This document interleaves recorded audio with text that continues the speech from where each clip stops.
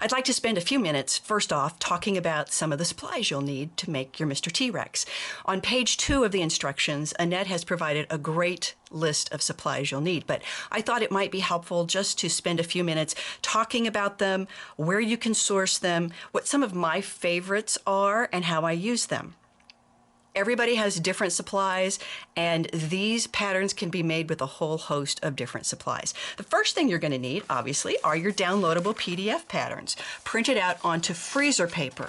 Now, you're going to make 2 copies of this. You're going to make one copy on freezer paper and another copy on regular paper. The regular paper, and I'll show that to you in the next segment, is the cheat sheet. That's the one you're going to hang on your wall of your studio. The pattern that you print out on your freezer paper is the one you're going to cut up, and you're going to iron onto your fabric and then cut those pieces out and sew them back together. So what kind of freezer paper do I use? I have used several. First, when I first started doing my diamonds, I was using Reynolds Kitchen plastic-coated freezer paper. Now, freezer paper is that wonderful product that allows you to write on one side. You see, it's just regular paper on one side, but on the other side, it has a plasticky substance, and I'm trying to capture that sheen of the plasticky substance on the back.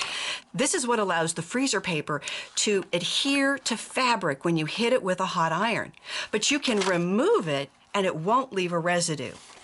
You can actually reuse them time after time. I think in some cases, I've had experience where I can use this up to 3 times. Some people get 4 uses out of them. That's stretching it a bit for me, but I can use it up to 3 times. Now, what you want to do if you decide to make your own using these rolls of freezer paper is to cut them into sheets 8.5 by 11 inches so that it will go through your home printer.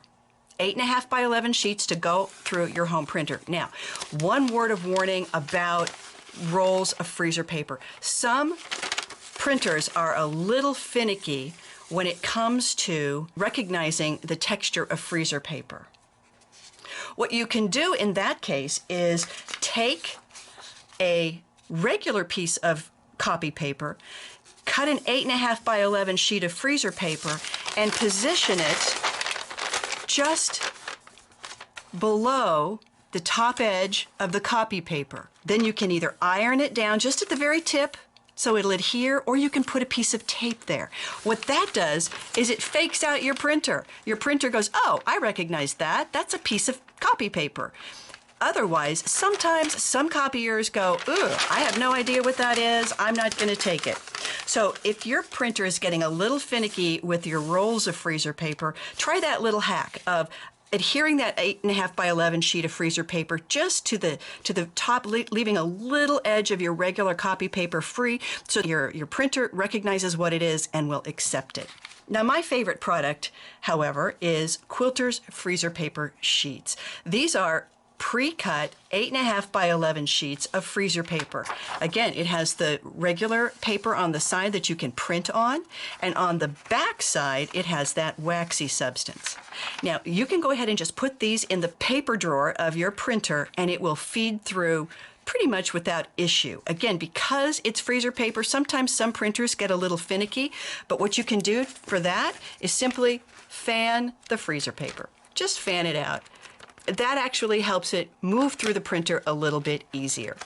And also make sure that you are printing on the regular paper side. You don't want to print on the waxy substance, so you might want to just take a real quick look, make sure that you're placing your freezer paper sheets, and that goes for the homemade ones too, in the right position so that it feeds through your printer and prints on the regular paper side and not the plasticky side. The next set of supplies I'm going to suggest is 2 sets of rotary cutters. We're going to be cutting up our paper pattern, and then we're going to be cutting our fabric. I like to use an old, kind of a dull blade for my paper and just save my nice blades for my fabric. I like using rotary cutters and a nice straight edge to cut apart my freezer paper, because in these patterns, having a nice, even, straight edge to your pieces is important, because, we'll get to this in just a few minutes, but because you're adhering the freezer paper to the top of the fabric and you're putting these pieces of fabric right sides together, where is that freezer paper? It's on the inside of the fabric sandwich, right? And so you won't be able to see the freezer paper, and you want to make sure that you've got a really good 1/4 inch seam allowance. Having a nice straight edge to your facet is going to help give you the confidence that you've got that wonderful 1/4 inch seam allowance and you're not going to catch the freezer paper on the inside. So that's why I like to use an old dull rotary cutter to cut up my freezer paper, and then a ruler. Now, Annette uses add a quarter rulers, which are marvelous rulers. I really have heard great things about them. I've never really gotten in the habit of using add a quarters. What I have started using is this fabulous Omni Grip ruler by OmniGrid. This is a little 12-inch ruler. It's 1.5 inches wide, and what I love most about it, it has the 1/4 inch guide shaded on both sides. So what that does, that means that regardless of the color or the value, light or dark, of your fabric, you're going to be able to consistently see that 1/4 inch line each time. So this is one of my favorites to use. As you're cutting up all your pieces, you're going to want a way to hold on to those pieces by color code first.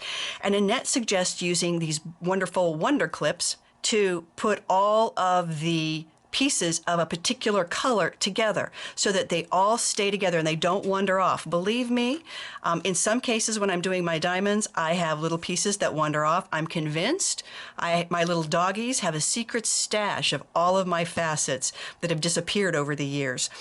They're such sneaky little pets. So Wonder Clips work well to hold them together. I am also in the habit of using envelopes. So that's one of the things that I've used, and it doesn't matter if you need to fold up the piece to put it in the envelope because you're going to iron that on the fabric. It's not a problem. Or some of you might want to use a baggie. I just think there's enough plastic running around the ocean, floating around the ocean, so that I like to use paper and reuse them as opposed to plastic baggies. There's lots of different ways to keep track of your pieces, and that's the whole point. We don't want to spend a lot of extra time chasing down little pieces that have disappeared. And finally, one of the things that you'll need that's unique to T-Rex is some Heat and Bond light sewable iron-on adhesive. This is what you're going to use to add the little chompers, those little teeth, to our T-Rex. Basically, it's a lightweight iron-on adhesive that has a strong bond without adding extra weight or stiffness to a project, so it's perfect for our T-Rex. Let's talk next about the visual clues, the codes and the hash marks that are going to help you piece T-Rex back together once you've cut all those facets out of your fabric.